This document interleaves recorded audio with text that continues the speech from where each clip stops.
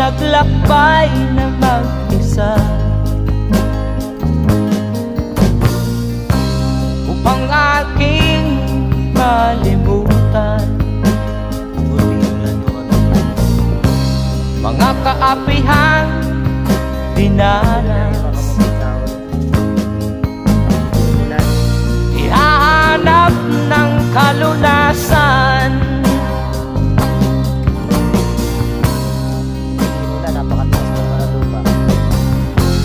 kami hinamak ng lubusan, inapit, tinatawanan, kami itinuring na basahan. Sila ba'y makatuwid